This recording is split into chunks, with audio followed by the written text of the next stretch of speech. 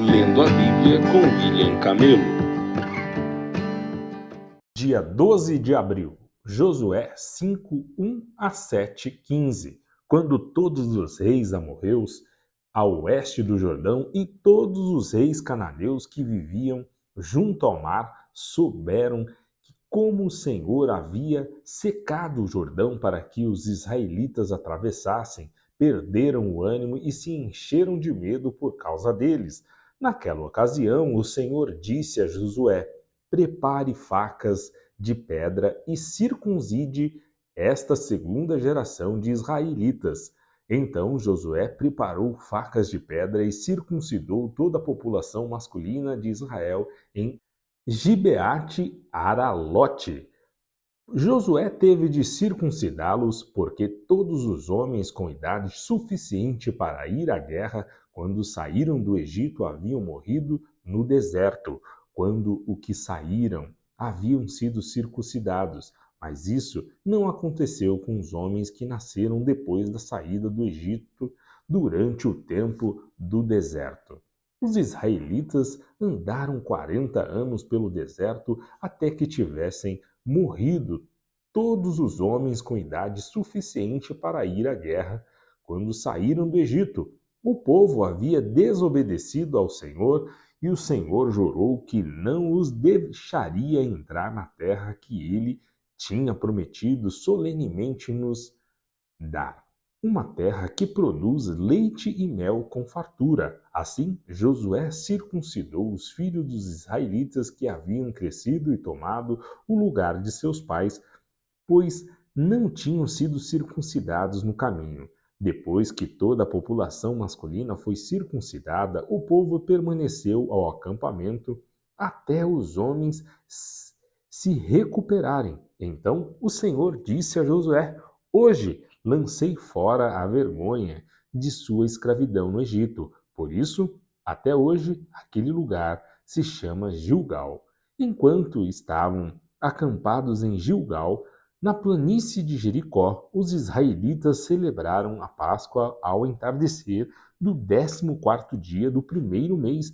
No dia seguinte, começaram a comer pão sem fermento e grãos tostados, produzidos na terra. No dia em que começaram a comer das colheitas da terra, o maná deixou de cair e nunca mais apareceu. Daquele momento em diante, os israelitas passaram a se alimentar do que a terra de Canaã produzia. Quando Josué estava perto da cidade de Jericó, olhou para cima e viu um homem em pé diante dele. Com uma espada na mão, Josué se aproximou e lhe perguntou: você é amigo ou inimigo? O homem respondeu: na verdade cheguei agora e sou o comandante do exército do Senhor. Então Josué se prostrou com o rosto no chão em sinal de reverência e disse: que ordens meu senhor tem para mim? O comandante do exército do Senhor respondeu: tire as sandálias, pois o lugar em que você está é santo. E Josué obedeceu. Os portões de Jericó estavam muito bem fechados, pois seus habitantes tinham medo dos israelitas. Ninguém podia sair nem entrar. Mas o Senhor disse a Josué: eu lhe entreguei Jericó, seu rei e todos os seus fortes guerreiros. Você e seus homens de guerra marcharão ao redor da cidade uma vez por dia durante 6 dias. 7 sacerdotes irão à frente da arca e cada um levará uma trombeta de chifre de carneiro. No 7º dia, marchem ao redor da cidade 7 vezes, enquanto os sacerdotes tocam as trombetas. Quando o sacerdote fizerem o soar um toque longo, todo o povo dará um forte grito de guerra. Então cairá um muro da cidade e o povo atacará, cada um do ponto onde estiver. Josué, filho de Num, reuniu os sacerdotes e disse: levem a arca da aliança do Senhor e escolham 7 sacerdotes para irem à frente dela, cada sacerdote com uma trombeta de chifre de carneiro. Em seguida, ordenou ao povo: marchem ao redor da cidade, os homens armados à frente da arca do Senhor. Depois que Josué falou ao povo, os 7 sacerdotes que levavam as trombetas diante do Senhor começaram a marchar, avançando e tocando os instrumentos. A arca da aliança do Senhor ia atrás deles. Alguns dos homens armados iam à frente dos sacerdotes que tocavam as trombetas e outros iam atrás da arca enquanto os sacerdotes tocavam sem parar. Josué ordenou: não soltem o grito de guerra, não digam palavra alguma até que eu lhes dê a ordem.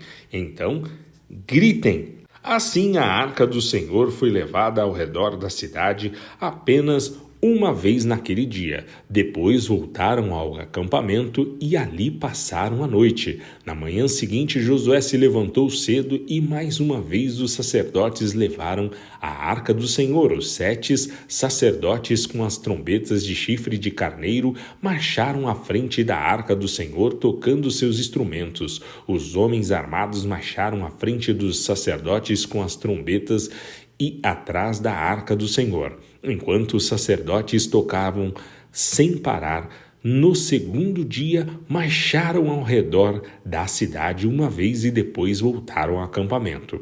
Fizeram o mesmo por 6 dias.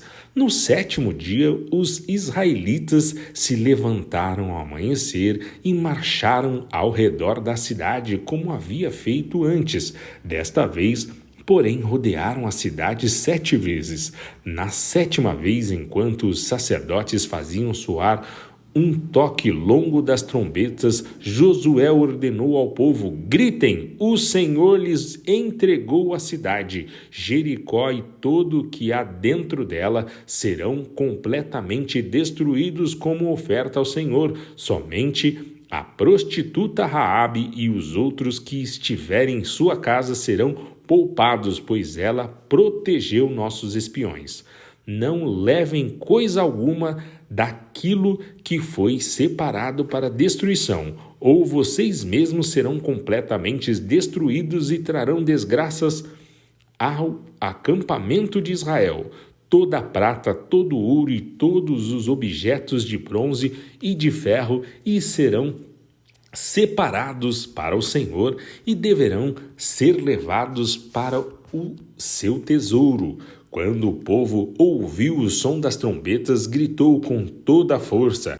De repente, o muro de Jericó veio abaixo. O povo atacou a cidade, cada um do ponto onde estava, e a tomou. Com suas espadas, destruíram completamente tudo que havia dentro dela. Homens e mulheres, jovens e velhos, bois, ovelhas e jumentos. Josué disse aos 2 espiões: cumpram sua promessa, vão à casa da prostituta e tirem-na de lá, com toda a sua família. Então os homens que haviam espionado a terra entraram na cidade e tiraram de lá Raabe, seu pai, sua mãe, seus irmãos e todos os outros parentes que estavam com ela. Levaram a família toda para um lugar seguro fora do acampamento de Israel. Os israelitas incendiaram a cidade e tudo o que havia dentro dela. Guardaram somente a prata, o ouro e todos os objetos de bronze e de ferro para o tesouro da casa do Senhor.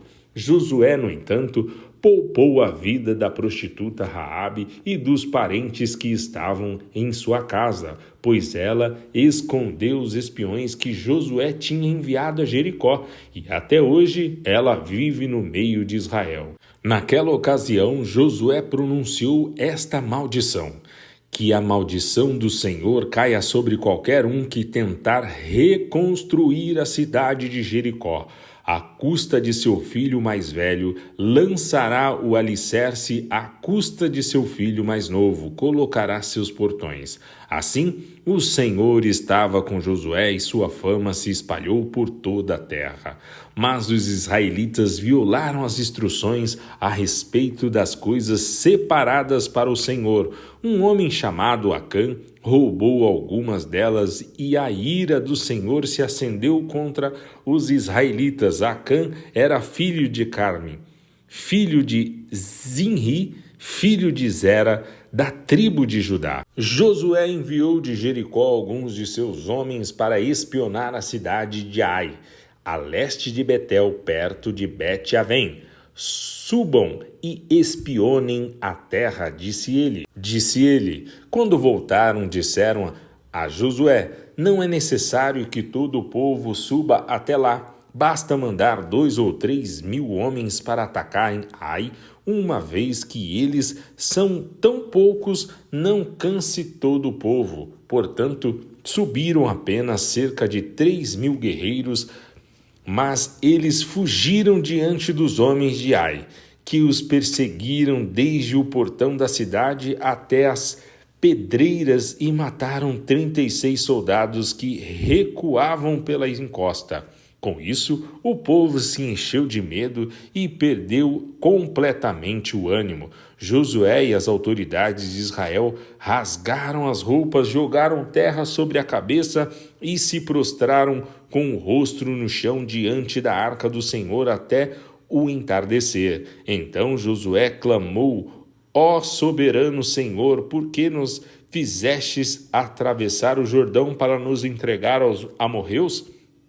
Antes tivéssemos nos contentado em ficar do outro lado do rio. Senhor, o que posso dizer agora que Israel fugiu de seus inimigos? Quando os cananeus e todos os outros povos que vivem na região souberem do que aconteceu, nos cercarão e apagarão o nosso nome da face da terra, e então o que será da honra do teu grande nome? Mas o Senhor disse a Josué: levante-se, porque você está prostrado com o rosto no chão. Israel pecou e quebrou a minha aliança, roubou alguns dos objetos que eu ordenei que fossem separados para mim. E não apenas os roubou, mas também mentiu a respeito e os escondeu no meio de seus pertences. Por isso, os israelitas foram derrotados e fugiram de seus inimigos. Agora Israel foi separado para a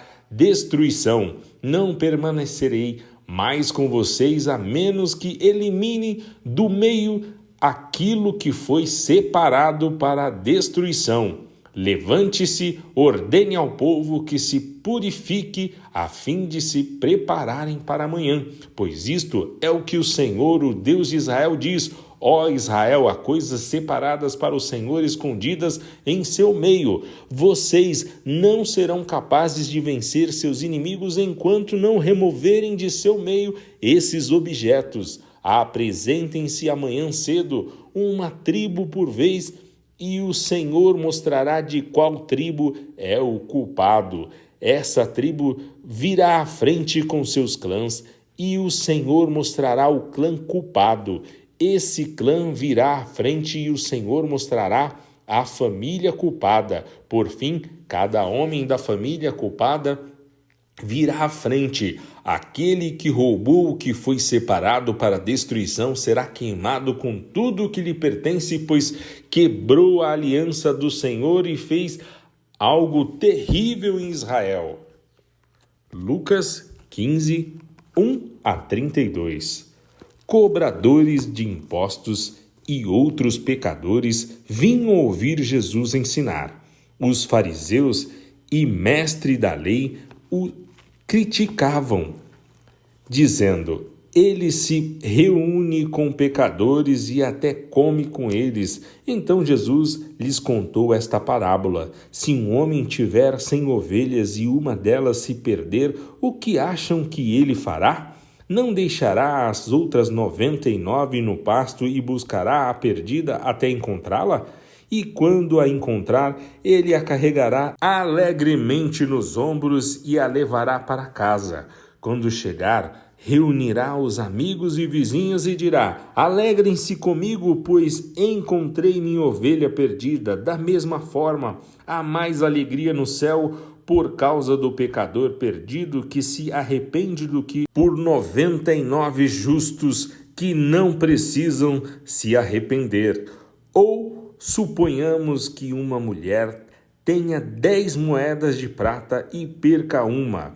Acaso não acenderá uma lâmpada varrendo a casa inteira, e procurará com cuidado até encontrá-la? E quando encontrá-la, reunirá as amigas e vizinhas e dirá: alegrem-se comigo, pois encontrei a minha moeda perdida. Da mesma forma, a alegria na presença dos anjos de Deus quando um único pecador se arrepende. Jesus continuou: um homem tinha 2 filhos. O filho mais jovem disse ao pai: quero a minha parte da herança, e o pai dividiu seus bens entre os filhos. Alguns dias depois, o filho mais jovem arrumou suas coisas e se mudou para uma terra distante, onde desperdiçou tudo que tinha por viver de forma desregrada. Quando seu dinheiro acabou, uma grande fome se espalhou pela terra e ele começou a passar necessidade. Convenceu um fazendeiro da região a empregá-lo, e esse homem o mandou a seus campos para cuidar dos porcos. Embora quisesse saciar a fome com as vargens dadas aos porcos, ninguém lhe dava coisa alguma. Quando finalmente caiu em si, disse: até os empregados de meu pai têm comida de sobra e eu estou aqui morrendo de fome. Vou retornar à casa de meu pai e dizer: pai, pequei contra o céu e contra o Senhor, e não sou mais digno de ser chamado seu filho. Por favor, trate-me como um de seus empregados. Então voltou para a casa de seu pai. Quando ele ainda estava longe, seu pai o viu. Cheio de paixão, correu para o filho, o abraçou e o beijou. O filho disse: pai, pequei contra o céu e contra o Senhor, e não sou mais digno de ser chamado seu filho. O pai, no entanto, disse aos servos: depressa, tragam a melhor roupa da casa e vistam nele. Coloquem-lhe um anel no dedo e sandálias nos pés. Matem um novilho gordo, faremos um banquete e celebraremos, pois este meu filho estava morto e voltou à vida, estava perdido e foi achado. E começaram a festejar. Enquanto isso, o filho mais velho trabalhava no campo. Na volta para casa, ouviu música e dança e perguntou a um dos servos o que estava acontecendo. O servo respondeu: seu irmão voltou e seu pai matou o novilho gordo, pois ele voltou são e salvo. O irmão mais velho se irou e não quis entrar. O pai saiu e insistiu com o filho, mas ele respondeu: todos esses anos tenho trabalhado como um escravo para o Senhor e nunca recusei a obedecer às suas ordens. E o Senhor nunca me deu nem mesmo um cabrito para eu festejar com meus amigos. Mas quando esse seu filho volta, depois de desperdiçar o seu dinheiro com prostitutas, o Senhor comemora matando o novilho. O pai lhes respondeu: meu filho, você está sempre comigo e tudo que eu tenho é seu, mas tínhamos de comemorar este dia feliz, pois seu irmão estava morto e voltou à vida, e estava perdido e foi achado. Salmos 81, 1 a 16. Cantem louvores a Deus, nossa força, aclamem ao Deus de Jacó. Cantem, façam soar o tamborim e doce lira e a harpa. Toquem a trombeta na lua nova e na lua cheia para convocar a nossa festa. Pois assim exigem os estatutos de Israel. Esse é o decreto do Senhor de Jacó. Ele o ordenou como lei para Israel quando atacou o Egito para nos libertar. Ouvi uma voz desconhecida dizer: agora removerei o peso de seus ombros e libertarei suas mãos das tarefas pesadas. Vocês clamaram a mim em sua aflição e eu os salvei. Da nuvem de tempestade lhes respondi e pus vocês à prova quando não havia água em Meribá. Ó meu povo, ouça minhas advertências, quem dera você me escutasse, ó Israel, jamais tinha em seu meio outro Deus. Não se curve diante de deuses estrangeiros, pois foi eu, o Senhor seu Deus, que o tirei da terra do Egito. Abra bem a boca e encherei de coisas boas. Meu povo, no entanto, não quis ouvir, Israel não me obedeceu. Por isso, deixei que seguissem seus desejos teimosos e vivessem de acordo com suas próprias ideias. Ah, se meu povo me escutasse!